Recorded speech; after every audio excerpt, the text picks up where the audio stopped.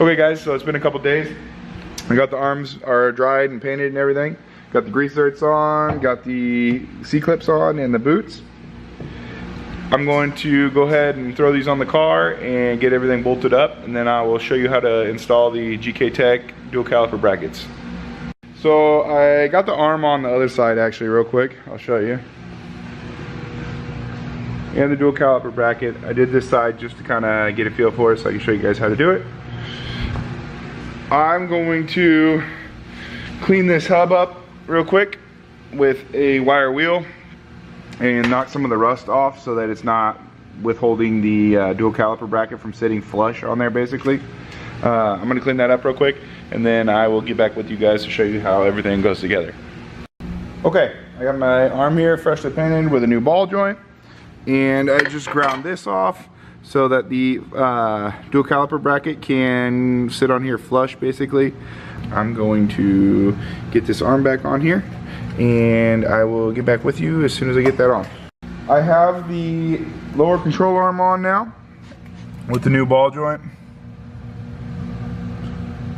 and I have everything bolted up. I am trying to find out if I'm supposed to use this,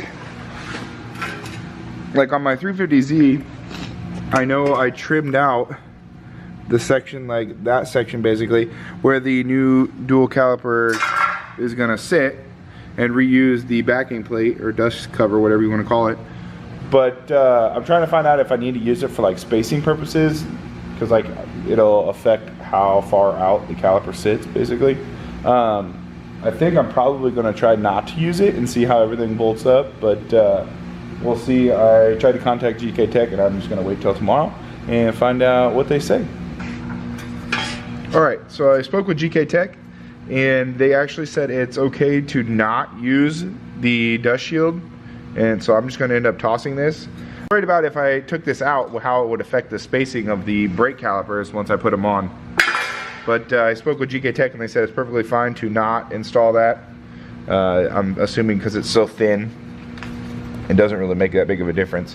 But the Wilwood brake caliper brackets, the Wilwood brake caliper will be actually facing backwards and down a little bit. So that's how I know this side's it.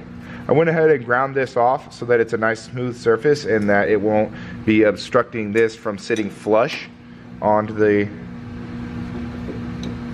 spindle. So this goes on first. Then we have our 5-lug hub, which is going to go basically in here and sandwich the dual caliper bracket in between the hub and the control arm or spindle or whatever you want to call it.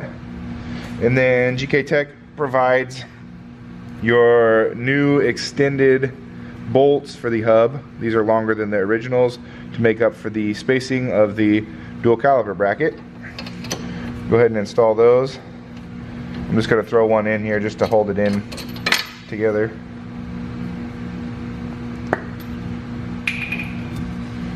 I'm going to be using blue Loctite on these. You probably don't really need to use Loctite, but I'm going to, just from vibration and stuff. I don't really want anything to come loose. I'll get this side started here. I'm just trying to get them hand threaded in. Okay, the new bolts are actually at 18 millimeter.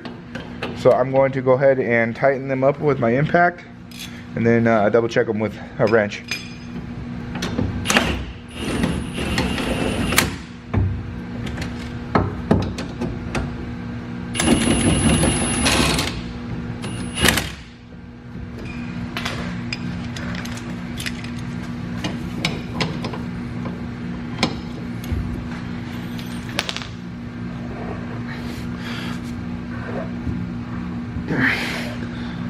Okay, so I have the bolts in, everything's tightened, I got blue Loctite on it, and basically all I got to do now is reinstall the axles and put all the brakes back on.